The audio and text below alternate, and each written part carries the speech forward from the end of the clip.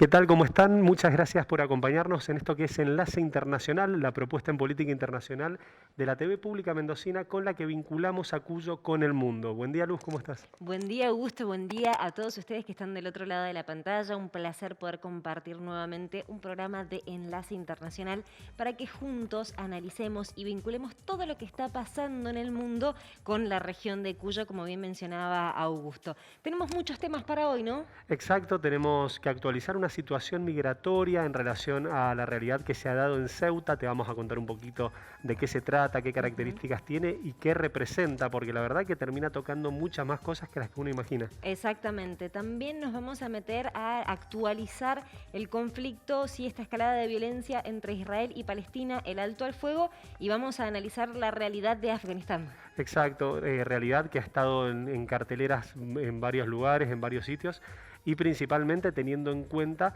que lo que va a representar la retirada tanto de Estados Unidos como de la coalición de tierra de Afganistán, ¿no? Exactamente. También nos vamos a meter, como lo habíamos prometido la semana pasada, en las elecciones del 15 y 16 de mayo de Chile. Este proceso que fue realmente fundamental para la historia chilena en cuanto a la elección de alcaldes, concejales, gobernadores y los 155 convencionales constituyentes que van a redactar la nueva constitución, para lo cual vamos a entrevistar a José María del Pino, periodista en Santiago de Chile. Exacto, pero también vamos a traerte una propuesta interesantísima en materia de medio ambiente. Vamos a estar también con una propuesta muy interesante en relación a lo que es cultura, pero ahora te anticipamos todo con este video.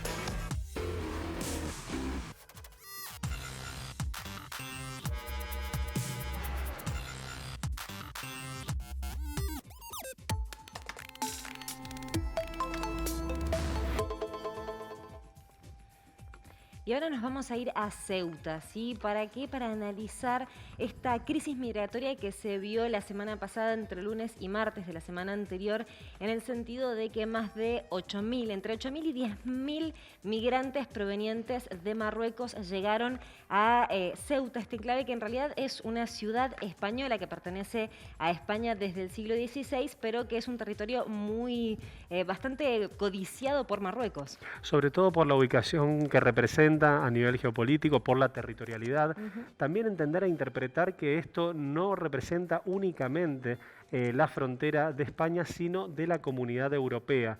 Y esto también nos trae, para poder interpretarlo a evolución, un conflicto que se ha hecho hoy más presente y una decisión también por la cual ha llegado esta cantidad de migrantes a la zona de Ceuta en relación a un deterioro, podríamos decir, de las relaciones de España con estos países. Exactamente, una situación que se ha visto, en realidad algunos analistas lo relacionan desde Marruecos directamente, no lo admiten, desde España tampoco, pero está asociado a estas tensiones diplomáticas que ha venido teniendo España con Marruecos por la llegada de Brahim Ghali, ¿sí? Líder del Frente Polisario, a España y que fue de hecho acogido en un hospital español porque estaba atravesando un cuadro de coronavirus. La cuestión es que hay todo un contexto detrás. ¿Quién es Brahim Ghali? Bueno, es el líder del Frente Polisario y además es el presidente de la República Árabe Saharaui Democrática.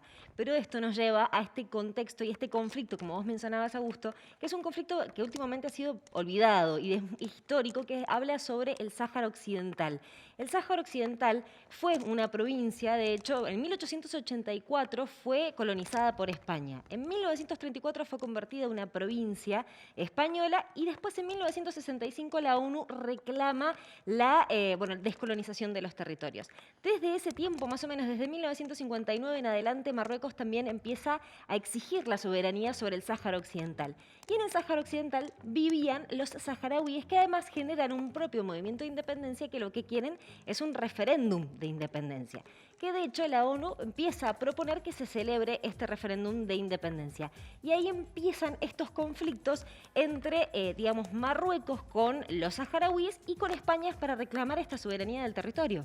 Situación que se ha potenciado ante justamente la presencia de tantas personas, de esta cantidad de personas, que no es coincidencia ni tampoco ha sido algo que se le ha escapado involuntariamente al gobierno de Marruecos, sino que justamente ha existido esta decisión de dejar que tantas personas se trasladen y justamente se ha generado muchas diferencias en el sentido de las formas, de cuáles han sido los procedimientos que se han aplicado para que a muchas de estas personas vuelvan a Marruecos y otras no. Hay algunas disposiciones que no se han respetado en el sentido de que en caliente, como le llaman, no se pueden devolver en algunos procedimientos, por ejemplo, a niños, ni hacer devoluciones sin que esté presente lo que es el Ministerio del Interior en España y sobre todo el rol en materia de migración en el cual se debe garantizar a las personas justamente que no represente un mayor riesgo y se le deben brindar por lo menos cuestiones básicas. Exacto, y esto automáticamente lleva a una asociación de estas 8.000, 10.000 personas que cruzaron de Marruecos y también, bueno, subsaharianos cruzaron allí a Ceuta y que quedaron en cierta forma aprendidos, algunos fueron devueltos como vos señalabas, se hace una asociación casi automática con la Marcha Verde. La Marcha Verde de noviembre de 1975, que fue propiciada por Marruecos para ocupar el Sáhara Occidental. Esto que decíamos, este conflicto que está de base. Bueno, ¿por qué? Porque básicamente Marruecos, con la Marcha Verde, incitó a que más de 25.000 ciudadanos marroquíes se trasladaran al Sáhara y de hecho eso generó la expulsión de los saharauíes que actualmente viven desde ese momento a la actualidad viven en los campos de refugiados de Tinduf, en una zona justamente cedida por Argelia. Entonces el conflicto automáticamente genera esa asociación de 8.000 migrantes que llegaron de manera irregular a Ceuta, 25.000 que llegaron en su momento al Sáhara Occidental, con una connivencia, podríamos llegar a decir, de las fuerzas marroquíes, que de hecho, por eso también se habla de esta asociación. ¿Por qué? Porque Ceuta es un territorio muy codiciado por Marruecos, que de hecho, cuando por ejemplo los titulares hablaban de estas personas que viajaron a Ceuta, se hablaba de la ciudad ocupada por España. Totalmente. De hecho, hay que entender también, para poder analizar en profundidad, hay que ver también el rol que ha cumplido Estados Unidos y qué rol ha cumplido también los acuerdos de Abraham en relación a la política exterior de Israel y justamente esta connivencia que había, podríamos decir, cuasi carnal entre Donald Trump y Benjamín Netanyahu en relación justamente a todos estos países con los que celebró un vínculo diplomático y un potencial acuerdo al que se había comprometido Donald Trump como jefe de gobierno en relación al reconocimiento. Exacto. Bueno, justamente es muy importante lo que vos mencionás, porque los acuerdos de Abraham, ¿sí?, de antes de que saliera Donald Trump del mandato, antes de dejarlo a Joe Biden, celebra estos acuerdos justamente en el reconocimiento de las relaciones de los países musulmanes con Israel. El último en incorporarse es Marruecos. Y de hecho, él en favor, digamos, en contraprestación, podríamos llegar a decir, en que Marruecos se adhiriera a estos acuerdos de Abraham y se realizara una normalización de las relaciones con Israel, Estados Unidos reconoce la soberanía por parte de Marruecos sobre el Sáhara Occidental, cuando la ONU ha estado exhortando desde 1970 a que la resolución del conflicto definitivo se lleve a través de un referéndum de independencia. Bueno, no, Estados Unidos cambió toda la prerrogativa de años y esta postura de apoyar la postura justamente de la ONU para decir que ellos reconocen la soberanía por parte de Marruecos del Sáhara Occidental cuando ha sido anexada ilegalmente. Siendo el único país occidental que toma esta política, esta posición. Y es ahí donde indefectiblemente las relaciones de Donald Trump con tanto con la ONU como con la comunidad europea se venían desgastando justamente por este vínculo tan fuerte con Israel y por jugar en forma individual, generando por ahí también o alterando por ahí marcos en materia de política exterior a los cuales también se le recrimina, se le alega falta de conocimiento sobre estos procesos. Sí, el tema es que algunos se planteaban que va a ser Joe Biden. Bueno, Joe Biden hasta ahora no ha demostrado querer cambiar la prerrogativa. De hecho, dijo que este asunto sería una bilateral entre España y Marruecos, tratando de no involucrarse, pero no ha habido ningún cambio en cuanto a su postura del reconocimiento por parte de Estados Unidos de la soberanía de Marruecos sobre el Sáhara Occidental. Y algunos analistas también planteaban que esta exhortación, digamos, por parte de Marruecos, o incentivos, o connivencia, inacción por parte de las fuerzas de seguridad para que más de 8.000 migrantes llegaran en un solo día, tiene que ver con una suerte de presión para que España también reconozca la soberanía sobre el Sáhara Occidental, que desde, como decíamos, viene histórico esto. En 1975 se produce la marcha, pero desde 1991 que estaban en una suerte de alto al fuego, en una tregua, en suspenso, pero se recrudecieron los acontecimientos en noviembre del año pasado cuando Brahim Ghali, esta persona que está acogida en España, declaró el alto a la guerra, o sea, el estado de guerra, justamente por ciertos movimientos del ejército marroquí sobre la zona. Entonces se ha recrudecido este aspecto y además estarían exigiendo, según los analistas, la soberanía por parte de España de Marruecos sobre el Sáhara Occidental. La situación es muy compleja. Totalmente, así que lo vamos a continuar, vamos a tratar de analizarlo también quizás en algún momento con algún testimonio, justamente para tratar de interpretarlo en forma más sencilla, algo que tiene naturalmente su complejidad. Estamos hablando de territorio español, de la Comunidad Europea en suelo africano, y todo lo que esto representa, los intereses también de la gestión de Donald Trump, la postura, la posición del gobierno de Joe Biden y el rol que también ha cumplido Israel en relación a los vínculos internacionales. Exacto, y también vamos a estar siguiendo la situación en Ceuta puntualmente de los niños que han llegado de migrantes irregulares y que no pueden ser devueltos de manera automática justamente por las leyes, pero que estarían en esta condición de refugiados. Algunos reportes hablaban de que había niños que están viviendo en la calle porque no quieren presentarse ante las autoridades españolas para no ser devueltos, y esto está generando una crisis política dentro de España y dentro también de las comunidades autónomas de España para ver qué cantidad de niños van a tener justamente la acogida en distintas comunidades de España. Esto es realmente preocupante porque genera un antecedente y es una crisis migratoria no solamente de España, sino también de Europa. Totalmente. Ahora nos vamos a Israel-Palestina, justamente para actualizar lo que ha sido este conflicto. Justamente en esta semana que ha pasado se ha llegado a una tregua entre lo que es Hamas e Israel, y también se está dando la nueva discusión de qué es lo que va a pasar en lo que viene, cuáles van a ser los roles de los distintos actores internacionales, cuál va a seguir siendo el rol de Egipto en un rol concreto que ha cumplido, y sobre todo ahora entendiendo que también autoridades internacionales se están dirigiendo a Egipto para tratar de que esta tregua continúe, de que los actores tanto palestinos como israelíes puedan tener la capacidad de, mediante la intervención tanto de lo que son autoridades británicas como norteamericanas, generar vínculos para poder potenciar que esta tregua tenga un tiempo de desarrollo, y también entender la intención concreta de generar recursos y de poner recursos a disposición para poder reconstruir un daño que se prevé a 10 años para poder recuperar lo que se ha generado en Franja de Gaza. Exacto, la situación es, como vos decís, es compleja. Este alto al fuego se conoció, entró en vigor el viernes pasado a las 2 de la mañana.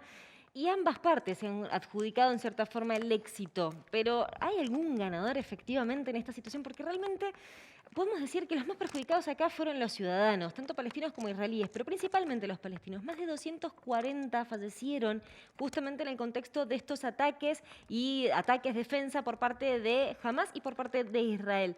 La situación es un alto al fuego que está pendiendo en cierta forma de un hilo, porque el mismo Israel, el mismo Benjamín Netanyahu, horas después de que se conociera el alto al fuego, dijo que ellos estaban dispuestos a atacar con toda su fuerza a Hamas si ellos no cumplían con el pacto. La complicación que también representa esto en relación a lo que va a ser la convivencia en las ciudades mixtas. Hacemos referencia a lo que es la ciudad de Jerusalén, la ciudad de Lod, de Nazaret, entre otras. Exacto. En relación a que te recordamos que el 20% de los ciudadanos que viven en Israel son árabes israelíes, palestinos.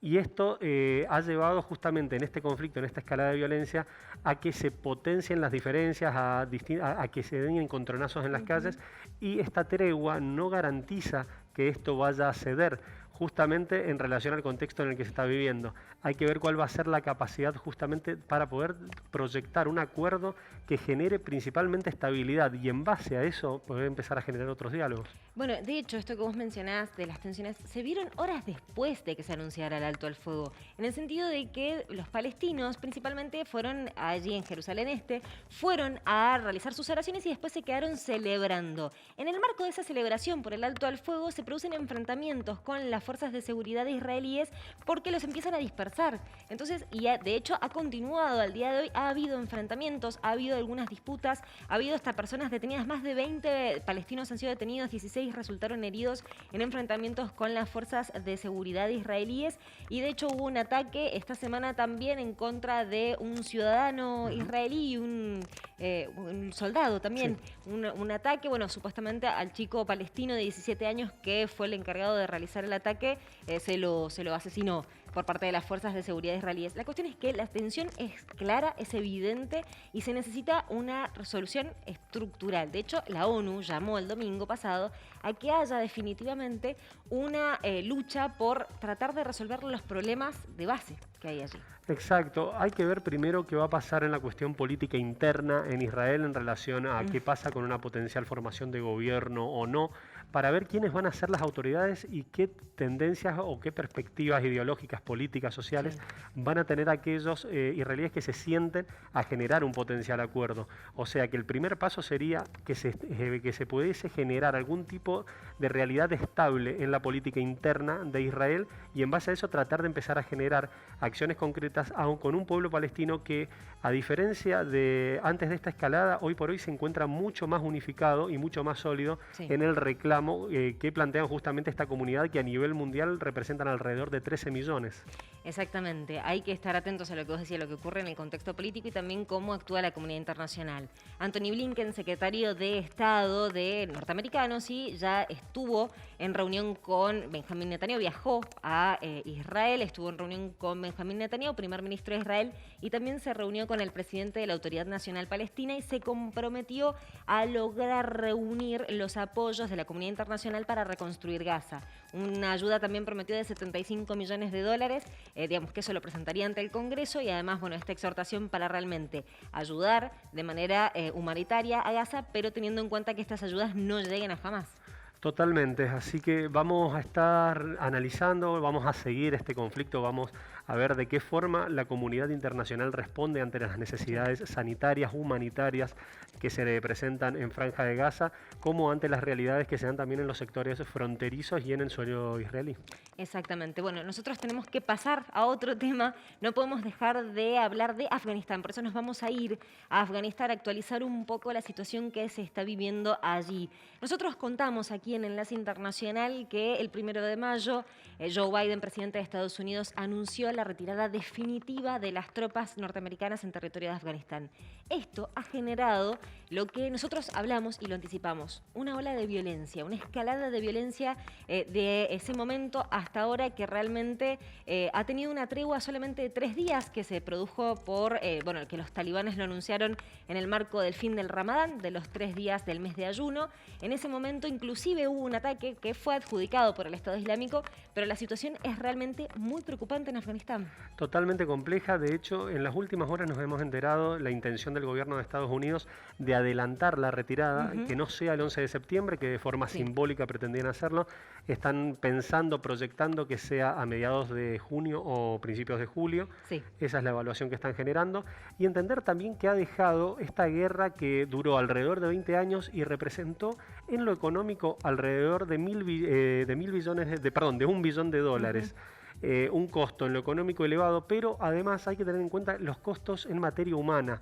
Si hacemos un sondeo ligero, rápido, alrededor de 60.000 afganos vinculados a las fuerzas fallecieron, alrededor de 120.000 civiles, alrededor de 2.500 militares norteamericanos, casi 500 británicos y cientos de la coalición. Esto es el saldo en vidas que nos ha dejado un conflicto que hasta el día de hoy no cede y de hecho en esta situación, en estas condiciones se espera que hasta se pueda recrudecer en relación a que si los sectores talibanes vuelven a tomar el gobierno, el poder, puede llegar a potenciar las herramientas para sectores terroristas como lo es Al Qaeda, como lo es el y Sí. potenciar justamente las diferencias que se den. Es ahí donde muchos analistas tienen una perspectiva u otra en relación a lo que vaya a venir. A ver si los talibanes tienen la Sí, el tema capacidad. por ahí de la connivencia por parte de talibanes con los grupos terroristas es un miedo, pero no solamente eso, sino el hecho de que vuelvan a ocupar el poder, porque recordemos, desde 1996 a 2001 estuvieron en el poder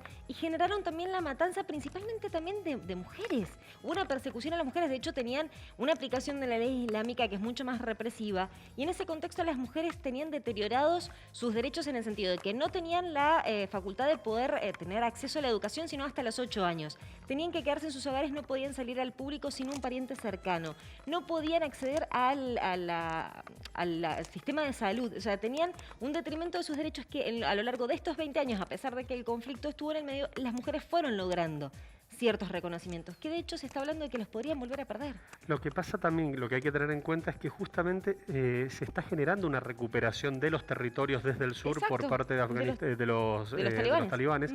Y esto da la pauta, da la impresión de que en el mediano plazo podrían volver al poder los talibanes. Es como que estuvieran esperando la salida de Estados Unidos para largarse. Es que de hecho es lo que han manifestado. Exacto. Estamos esperando que se vayan para poder generar un acuerdo real. Ahora justamente el desafío va a estar en ver si la capacidad de los talibanes es política en el sentido de generar condiciones para que los derechos adquiridos por las mujeres, por los niños, sigan presentes en forma real.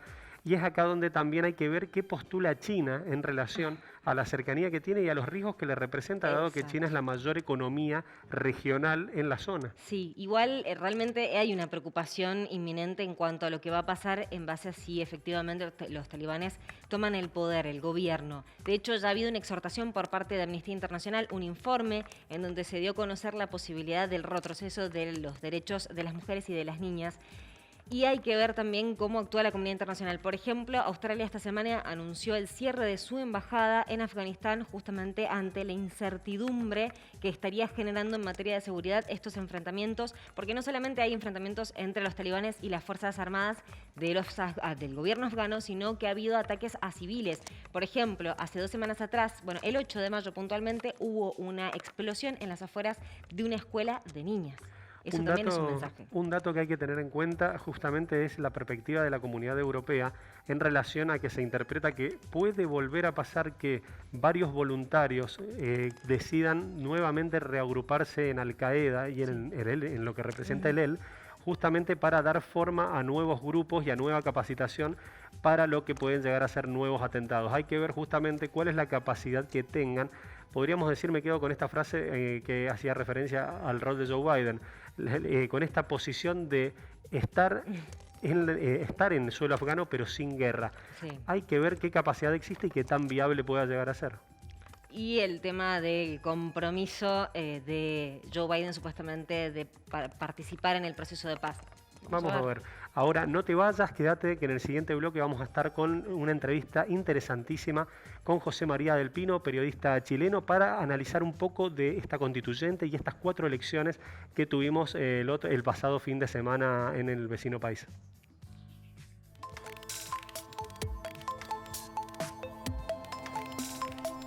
¿Querés internet? Entonces querés Aero. Internet que vuela en todo Mendoza. Llámanos al 0810-333-0446. Ingresá a www.aero.com.ar.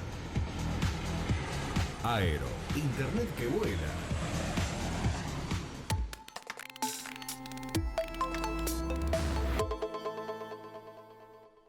Continuamos con Enlace Internacional y nosotros ya lo habíamos hablado la semana pasada. Anticipamos un poco este tema que llamó muchísimo la atención en cuanto al fenómeno que se dio en Chile, este cambio en el sistema electoral, podríamos llegar a decir, rotundo en las elecciones del 15 y 16 de mayo en cuanto a los convencionales constituyentes, alcaldes, concejales y gobernadores, pero nos vamos a meter con un entrevistado de lujo para analizarlo, ¿no, Augusto? Exacto, estamos en contacto vía Skype con José María del Pino, periodista chileno, columnista en varios medios internacionales. Buen día, José María, ¿cómo estás? ¿Qué tal? ¿Cómo están? Muy buenos días acá en Chile. Yo diría después de 2 semanas de la elección, aún procesando, más bien descifrando los resultados de la elección que tuvimos de constituyentes. Bien, en relación a este contexto, como introducía el tema Luz, con unas elecciones históricas a nivel constituyente, pero nada más ni nada menos también con la primera elección de gobernadores, además de alcaldes y concejales. ¿Qué es lo principal que nos deja esta elección, tanto para Chile como para Latinoamérica, estas constituyentes, José María? El primer titular es que en Chile ha sufrido una dramática derrota la clase política, las instituciones, que son síntomas de un proceso de descomposición de confianza que lleva a lo menos 3, 4 años en el último tiempo, y que tuvo primero como punto de despegue el estallido social, pero luego se ha consolidado como una demanda social por un nuevo trato con la clase política. Yo diría más bien que en Chile no es un eje izquierda-derecha lo que está polarizado, sino que más bien en este momento nosotros tenemos una composición de élite o un grupo que la ciudadanía siente como privilegiados versus el resto de la ciudadanía. Y en ese sentido, los primeros grandes derrotados son los partidos políticos, no cabe duda de eso. El segundo titular es efectivamente el rotundo castigo que sufre la administración de Sebastián Piñera, que a juicio de los analistas, y yo comparto eso, está primero empujada evidentemente por el descontento que generó el estallido social, que generó desafección en su propio sector político, pero respecto a la clase media está muy potenciada por la sensación de que el gobierno no hizo los esfuerzos necesarios para ayudar económicamente a las familias y por el contrario que buscar salida alternativa, incluso contra lo que el gobierno pretendía, como fue los retiros de los fondos de jubilación. Y el tercer titular es el desfonde de la centroizquierda chilena, su desarticulación absoluta. Han pasado de ser esa coalición histórica, la concertación que le entregó al mundo a líderes como Ricardo Lagos, Michelle Bachelet, Eduardo Frei, Patricio Aylwin, a la cuarta fuerza electoral del país. Y están evidentemente intentando impulsar un periodo de refundación, porque claramente el Frente Amplio con el Partido Comunista, que presentan a la izquierda más dura, más pura, digámoslo así, dentro de Chile, les han ganado las banderas de lucha. Ellos le hicieron el juego al Frente Amplio durante muchos años y electoralmente finalmente les terminó perjudicando, como en su momento Podemos, por ejemplo, le perjudicó al Partido Socialista Obrero Español. Bien, José María, también otro de los aspectos muy destacados tiene que ver con la cantidad de escaños que obtuvieron los independientes, 48 en total de de un total de 155. Pero preguntarte, ¿quiénes son estos 48 independientes? ¿Cómo se caracterizan por ahí ideológicamente, podríamos llegar a decir? A ver, hay que decir que la mayoría de las listas independientes, si no todas, están en lo que diríamos la familia de la izquierda, es decir, desde la izquierda humanista cristiana hasta la izquierda de raigambre marxista o neomarxista. Ahí están, la derecha decidió ir juntos en un pacto, y eso dentro de todo evitó que la catástrofe fuese incluso aún mayor de lo que se vio acá aquel domingo. Pero en general estamos hablando independientes desde los sectores concertacionistas, moderados, hasta independientes que son más bien de una izquierda más reaccionaria, más transformadora, más radicalizada, y esos son los 48 que fueron electos en estas listas de independientes que por primera vez se habilitó para que pudieran ser inscritas. Pero el dato más decidor es que en realidad en esta nueva convención constituyente solo 51 personas militan, porque también los partidos políticos llevaron independientes dentro de sus listas y muchos de ellos fueron electos, son personas que no son militantes de esos partidos, y de los 17 escaños constituyentes, 16 son independientes también los de los pueblos originarios. Entonces, en total son solo 51 las personas que tienen militancia política, y eso hace, creo yo, que la definición que saca la izquierda de aquí haber arrasado y como que si se diera por descontado un gran acuerdo y una transformación, no es tan así. Yo me atrevería a decir que la configuración de la Convención Social, sobre todo en el bloque de izquierda, es que hay tantas agendas personales y colectivas como constituyente hay. Y no necesariamente lo que un socialdemócrata o un humanista cristiano distingue como lo razonable para el país es lo mismo que distingue un constituyente de izquierda más reaccionaria. Entonces, yo no daría por descontado que la izquierda tiene los 2/3. Yo creo que la convención nos va a sorprender y que más bien la articulación de mayorías se va a hacer por área más que por un pack completo de temas. Sin ir más lejos, por ejemplo, hay 2/3 para que el Banco Central en Chile siga siendo autónomo, que era uno de los miedos del mercado. Eso ha bajado un poco, y ahí claramente no es por la derecha, es porque hay un sector de la izquierda muy razonable que cree que el Banco Central autónomo le ha dado prosperidad a Chile. Entonces, les doy algunos ejemplos para que vean cómo se van a ir configurando estas mayorías de 2/3 para lograr los acuerdos. José María, ¿cómo impacta en la construcción de las distintas propuestas el hecho de que la derecha, que la coalición de gobierno no haya adquirido ese tercio? ¿Y cómo lo golpea a los sectores de mayor capacidad económica o empresarial de Chile?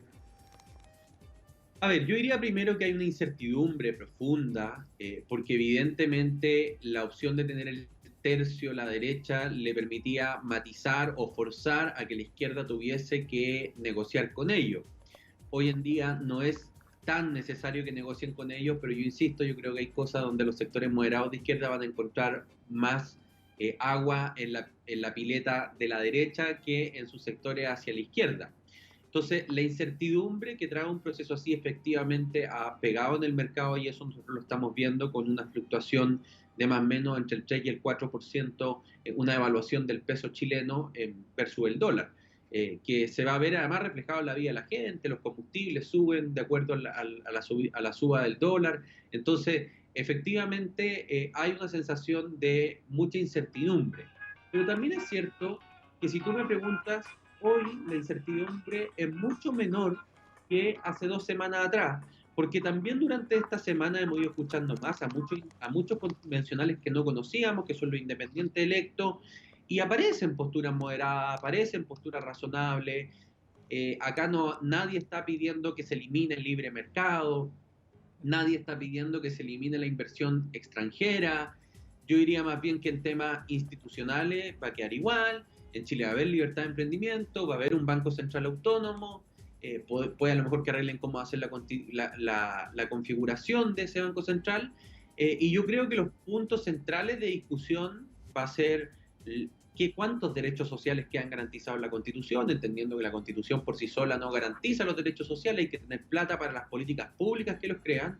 Y el segundo punto va a ser los derechos de agua y el medio ambiente. Yo creo que ahí hay un tema bastante importante a debatir en la Convención Constituyente. Así que incertidumbre es la palabra, pero yo creo que a medida que pasa el tiempo ha ido matizándose un poco aquella incertidumbre. Perfecto. José María, otra cuestión importante en cuanto principalmente al estallido social, sí, en octubre de 2019 uno de los principales logros del movimiento feminista fue lograr un órgano paritario. Pero de hecho esto replicó aquí en las elecciones con un dato muy sorprendente, porque de hecho las mujeres fueron las más votadas todavía. De hecho, si no hubiesen creado, y aquí quiero dar una opinión muy personal, yo soy muy partidario de la paridad en la inscripción de las listas, es decir, que un partido tenga que inscribir 3 hombres, 3 mujeres, pero no soy partidario de la paridad de salida, que es modificar el resultado o la voluntad soberana expresada en la urna para generar una paridad, en el fondo, que alguien que tenía menos votos pase a ser constituyente o el día de mañana pase a ser diputado porque su género o su sexo biológico no es el que corresponde para ese número de escaños. Entonces, a mí me parece que la paridad de salida es meterle mano. Dicho eso, si no hubiese paridad de salida, hubiesen sido electas más convencionales constituyentes mujeres, 83, hoy solo son 77. La paridad favoreció a los hombres, porque aplica para ambos lados. Por eso yo no creo en esa paridad de salida, porque creo que en este momento el 43% de chilenos que votaron, lo que dijeron al país fue que querían votar por mujeres y que querían que esta convención tuviese otra mirada, otra sensación, un toque feminista, ¿no? Claro. Y al final la paridad terminó quitándole parte de ese toque feminista. Yo prefiero confiar en la voluntad de la gente. Creo que la gente fue muy sabia y al final terminó perjudicando la paridad de salida. Y José María, ¿vos por qué crees que esto se produjo? ¿Se produjo este fenómeno de que eligieran más mujeres, teniendo en cuenta los datos de hace 3 años en las elecciones parlamentarias que lograron una representación del 20%? Esto es a ver, tenemos que entender que la elección del domingo es una elección de características reactivas. Es decir, yo voy a reaccionar versus todo aquello a lo que yo creía. ¿Okay? Yo no confío en la clase política, dice el votante, por tanto voto por cualquier independiente. De hecho, sabemos hoy que solo el 9% de quienes votaron por independientes dicen que fue por razones ideológicas. Todas las otras razones tienen que ver con un voto de revancha versus la clase política. Lo mismo respecto a las mujeres. Yo estoy aburrido que las mujeres las marginen, dice el votante. Yo estoy aburrido que no participen activamente, dice el votante. Voy a votar por una mujer. Y así se generó no solo el triunfo de la Convención Constituyente, sino que triunfos de mujeres, tanto en la derecha como en la izquierda, emblemáticos en varias ciudades de Chile a lo largo de las municipales. Así que hay que entender esto desde la lógica que el votante que fue a votar, insisto, el 43% de chilenos que fue a votar, quiso enviar muchos mensajes el domingo y optó por toda la alternativa a aquello contra lo que conocía. José María, en el contexto de las constitucionales, de las constituyentes, perdón, que se están dando ahora, va a existir también el proceso electoral para presidenciales.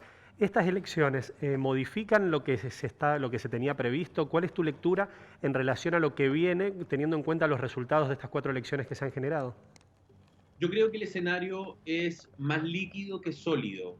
Aquellos que intentan de sacar definiciones de la elección del domingo que se mantengan estables de aquí a final de año están equivocados. Yo no creo que Chile sea un 75% de izquierda. Yo creo que Chile tiene poca gente ideologizada en ambos sectores y al medio hay un gran número de moderados que son los que inclinan la balanza a una elección a otra. Esos moderados, en esta elección particular, prefirieron mandarle un castigo a la clase política y votaron por candidatos independientes, incluso sin medir las consecuencias ideológicas, simplemente por castigar.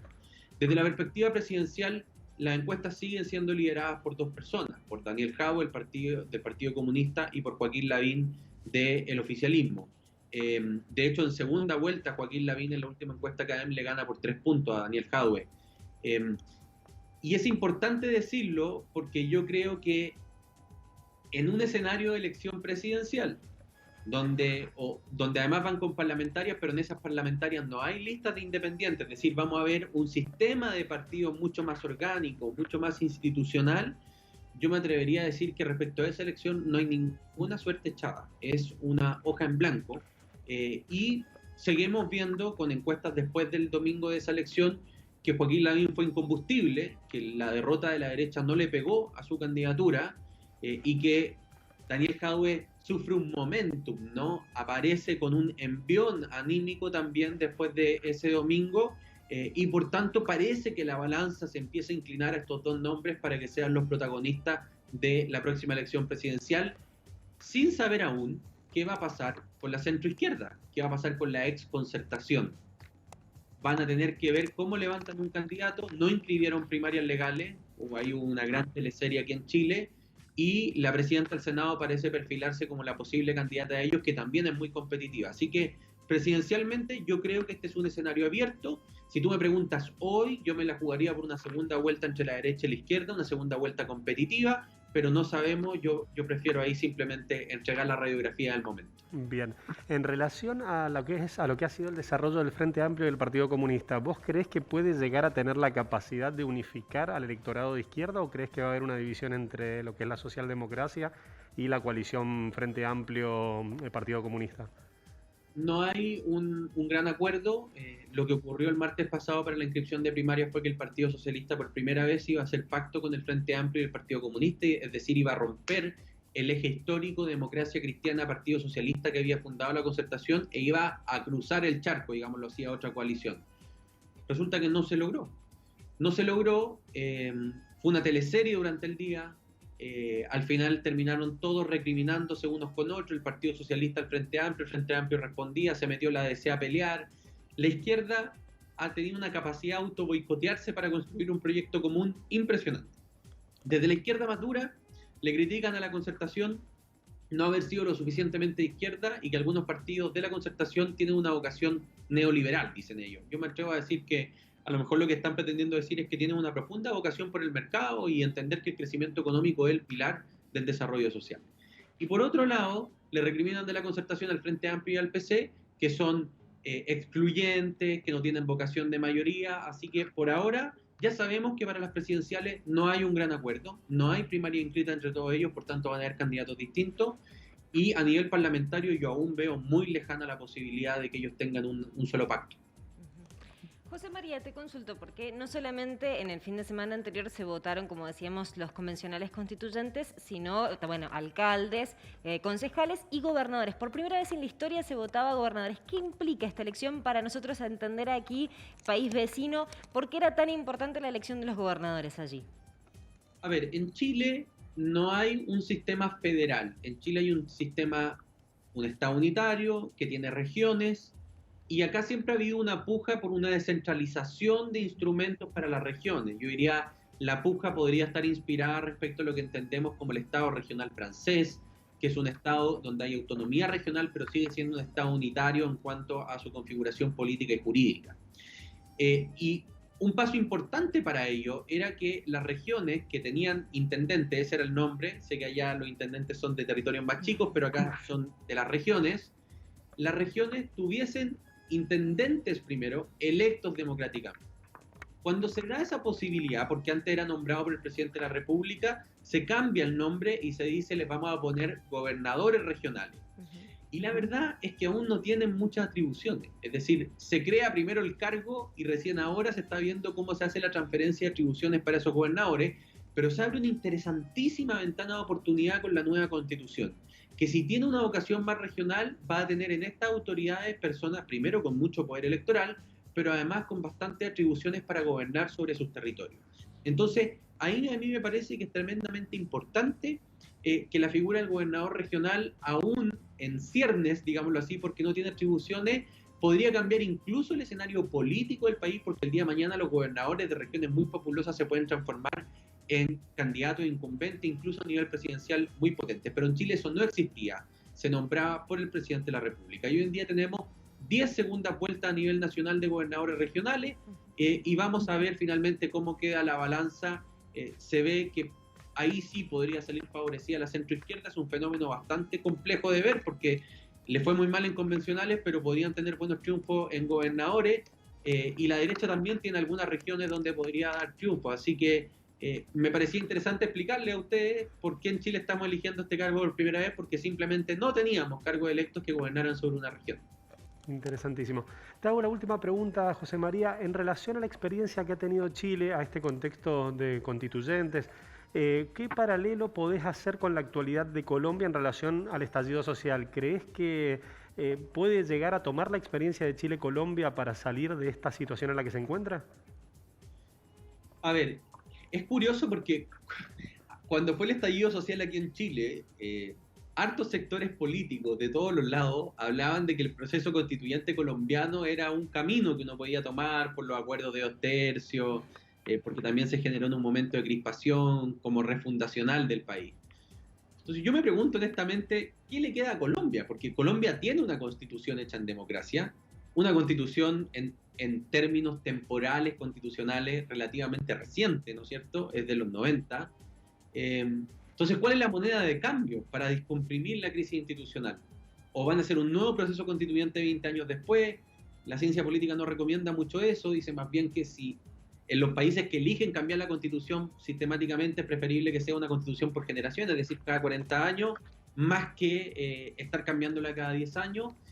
Yo sinceramente no veo, a ver, entiendo que la desigualdad es el punto central en ambos estallidos sociales, pero yo no veo aún posibilidad de seguir el mismo camino. Yo creo más bien que, a diferencia de Chile, y quiero hacer esta distinción donde la crisis es institucional, es decir, una desafección absoluta de la gente respecto a sus instituciones, al Estado y la capacidad que tiene la política de convertir y transformar su vida en el día a día. En Colombia la crisis, a mi juicio, siempre desde mi opinión, es política, que tiene que ver no con las instituciones, sino con los gobernantes, que es muy distinto, o con los políticos. Acá en serio se necesitaba un nuevo trato entre el Estado como institución y la política como institución y los chilenos.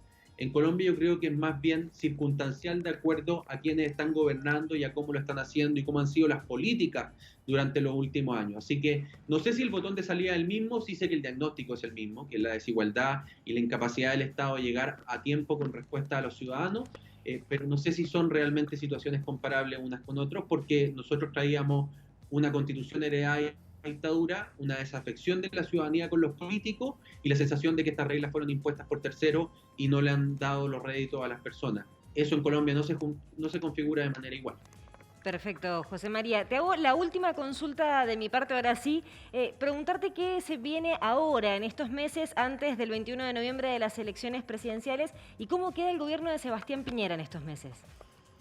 A ver, yo lo he dicho en este programa y en muchos otros, Sebastián Piñera no gobierna Chile más o menos hace 2 años, administra el país. Digamos que el país va en piloto automático, es un gobierno capaz de poder plantar su propia agenda, incapaz de marcar los tiempos. Su propia coalición tiene una desafección profunda respecto a Sebastián Piñera, le vota en contra en todos los proyectos de ley. Entonces, yo diría que su coalición está pensando en las presidenciales y en operarse de Sebastián Piñera, y Piñera por su parte está intentando pilotear este avión para poder decir: terminé mi mandato en uno de los periodos de mayor crispación de nuestra historia, en una pandemia mundial, y después en el largo plazo seguramente se va a ver mejor de lo que fue en el fondo en el día a día o en el corto plazo. Y en ese sentido tenemos elecciones, segunda vuelta de gobernadores ahora en 2 semanas más, y después tenemos primarias presidenciales, que ojo, hay un tema ahí interesante, porque vamos a saber quiénes son los competidores, y finalmente en noviembre elección presidencial y elección del Congreso. Es increíble porque vamos a tener una convención entre medio que puede estar debatiendo a lo mejor que el Congreso no va a tener 2 cámaras, claro, pero vamos a tener que elegirlo de acuerdo a lo que dice la Constitución que nos está rigiendo. Entonces, claro, a lo mejor no es el mejor tiempo para haber tenido esta convención constituyente con tanta elección entre medio, pero es lo que tenemos, la pandemia jugó en contra, así que seguramente, yo insisto, y se los dejo como titular, y perdón el desorden en esta respuesta, pero el gran titular es que el escenario es mucho más líquido que sólido y que no se pueden sacar conclusiones electorales de lo que ocurrió hace 2 semanas atrás. Y no se puede, básicamente, porque aún no sabemos ni entendemos del todo la motivación de las personas que lo llevaron a votar en esa elección. Justo estamos teniendo... José María, justo estamos teniendo algunos problemitas técnicos. Alcancemos a escuchar el titular, que es interesantísimo, de que está más líquido el escenario que sólido, y después el resto se nos fue. Si nos podés repetir sintéticamente lo que habías planteado, no nos queremos perder de tu conclusión. No, sí, claro. El escenario líquido, no sé si están escuchando bien, ustedes me confirman desde el estudio, porque estamos todos trabajando, así que... Bien, José María, te agradecemos muchísimo el contacto, tu tiempo. Quedamos justamente en contacto para poder actualizar en forma permanente este contexto en Chile, que la verdad que lo está analizando toda la región. Estamos hablando de procesos electorales que modifican sin duda el norte de lo que es Latinoamérica, y al ser un hermano país como lo es Chile, nos interesa muchísimo. Qué justo, qué lamentable que no podemos escucharlo bien en el final, pero le agradecemos muchísimo a José María del Pino por este contacto, por haber analizado junto con nosotros este fenómeno que se dio en Chile. La verdad, interesantísimo de la perspectiva. Ya lo habíamos entrevistado con anterioridad, sabíamos que podíamos confiar en él y la verdad que excelente, no nos falló. Totalmente, de hecho una capacidad crítica muy interesante, una perspectiva, una amplitud muy rica, y también quedarnos con esta disyuntiva de si esta reforma constitucional podrá ser o no la herramienta que le brinde a Chile mayor estabilidad social en base a las reformas que se planteen, dado que en este contexto nada lo garantiza, y de hecho si han mermado los reclamos ha sido justamente por el contexto de pandemia. Exactamente, así que vamos a estar atentos, vamos a seguirlo todos los días en base a cuáles son los avances, y por supuesto vamos a seguir este fenómeno electoral que se está dando allí en Chile, como bien nos mencionaba José María del Pino. Tenemos ahora en 2 semanas lo que sería la segunda vuelta de los gobernadores. 18 de julio las primarias, 21 de noviembre las elecciones presidenciales y parlamentarias. Ahora no te vayas, quédate ahí, que en el bloque que viene tenemos una propuesta interesantísima. La verdad, seguimos con Chile, una propuesta, una película que hemos elegido que la verdad es fuerte, es profunda, y creo que si el otro día te dijimos que Machuca era una de las más importantes del cine chileno, esta está entre las 3, te podría decir. Y en materia de medio ambiente, una propuesta por parte de Belén Falapa con lo que es Botellitas de Amor, esta ONG que nos ha estado acompañando, así que no te vayas, quédate un momento ahí. Seguí la cartelera del Imperial en sus redes sociales. Atentos a vos, atentos a tu entretenimiento. Maipú Municipio.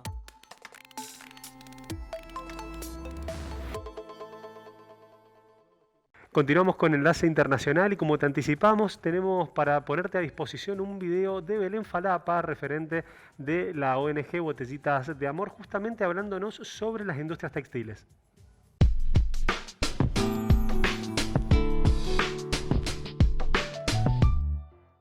Hoy vamos a hablar de la industria textil.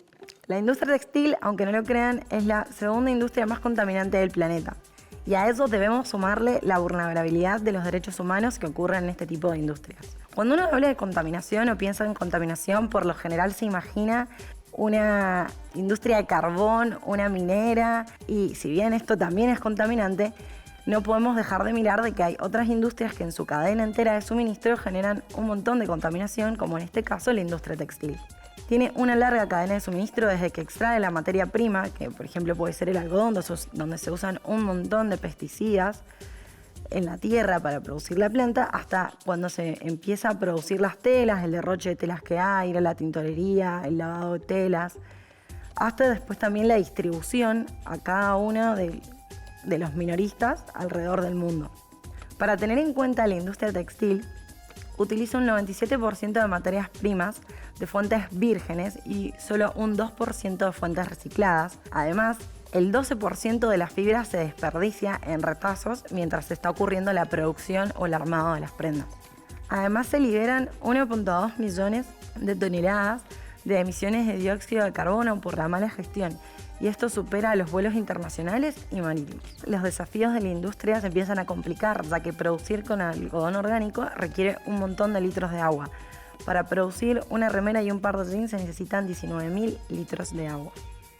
El algodón orgánico hoy representa el 1% de lo cultivado en el mundo, y además es mucho más caro cultivar algodón orgánico que el convencional. También tenemos que considerar que en la industria se utilizan un montón de derivados del petróleo, como el poliéster y el nylon, que estos materiales no son biodegradables y contaminan un montón el medio ambiente. Se estima que se necesita 70 millones de barriles de petróleo para producir poliéster virgen para las telas cada año. El fast fashion, que es esto que se viene dando a lo largo de los años por este consumismo extremo que tenemos y el cambio constante por ahí de lo que se usa, a lo que no se usa, termina generando que un montón de prendas que no se estaban vendiendo vuelvan a los países de origen. Esta ropa no se queda en Europa, sino que termina regresando a Asia, donde por lo general se produce la mayor cantidad de indumentaria. Por lo general, todo esto que se fue devuelto a Asia termina contaminando pozos de agua, ríos o rellenos sanitarios. La solución a este grave problema en que nos estamos enfrentando es la reutilización de prendas. Por ahí, si uno deja de usar algo, venderlo o darle un nuevo uso, podemos cortarlo, agregarle algo que revalorice nuestra prenda y de esta manera poder seguir utilizándola y no desecharla. Otra solución es estas prendas que por ahí no se pueden seguir utilizando, pueden ser recicladas de manera tal que se elaboran borras o hilo nuevo. De esta forma, posteriormente, todo este hilo nuevo, desarrollado a partir de prendas recicladas, termina convirtiéndose en prendas nuevas. Ahora el gran desafío es gestionar este proceso y seguir buscando nuevas soluciones para mejorar el proceso productivo de la industria textil y la reutilización de las telas.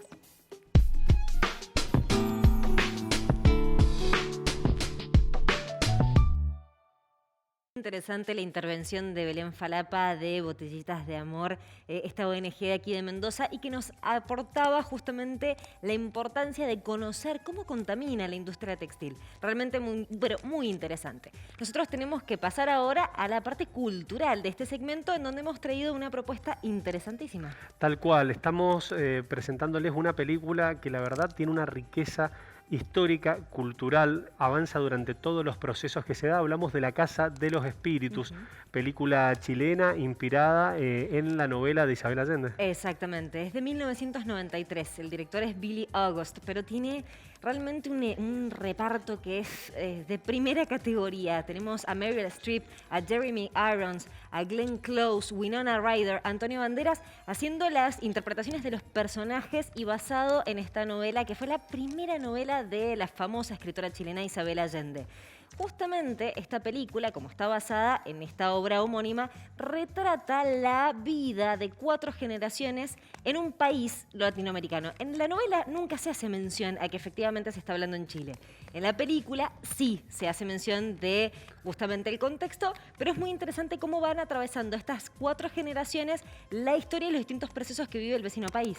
Un importante grado de detalle, de análisis, perspectiva política, social, perspectiva económica, en un, digamos, en un Chile en el cual lo visualiza muy bien la película. De hecho, como les aclaraba Luce, si bien en la novela no hace referencia, en la película deja muy claro el contexto en el que se está viviendo y es como una radiografía para poder entender también por qué se llegan a los procesos de los tipos constituyentes como los que estamos llegando en este momento. Exactamente. Otra diferencia por ahí con la novela es que en la película se saltean en cierta forma una generación, ¿sí? En la película muestran como que la protagonista es Blanca, la hija de Clara del Valle y Esteban Trueba, cuando en realidad por ahí la protagonista final es la nieta, ¿sí? Pero bueno, eso es lo que por ahí hacían algunas críticas a la película, en el sentido de que se salteaban una generación y en cierta forma quedaban un poco como desfasados los procesos históricos, ¿no? Pero exacto. es muy interesante, es muy buena. Si no has leído la novela realmente, igual vas a entenderla por completo a la película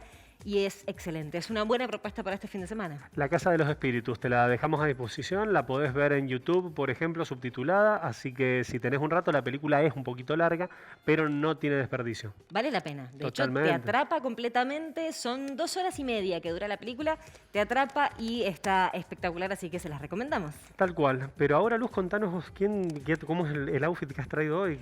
Un outfit hermosísimo. De hecho, bueno, estoy vestida por el atelier Ellen Hansen, como pueden saber. Desde las botas hasta todos los accesorios. Este vestido, como pueden ver, es un largo midi. Es de lana de oveja con baby alpaca. Tiene unos detalles, es súper fino, sentador. La verdad, divino. Además, miren lo que es el detalle de lo que es el cuello. El bordado es bordado a mano con hilo de seda natural.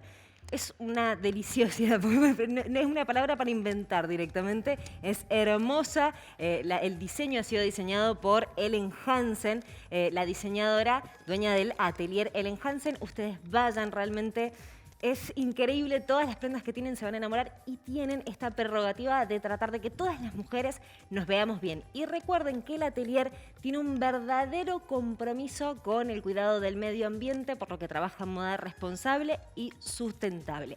Vayan San Lorenzo 576 en Ciudad de Mendoza, que las van a estar esperando. Les agradecemos mucho que nos hayan acompañado en esta propuesta de enlace internacional, la propuesta en política internacional de la TV Pública Mendocina, con la que vinculamos a Cuyo con el mundo, con transmisión conjunta también con Canal Sama de San Juan y Canal 13 de San Luis. Nos encontramos la semana que viene. Un abrazo.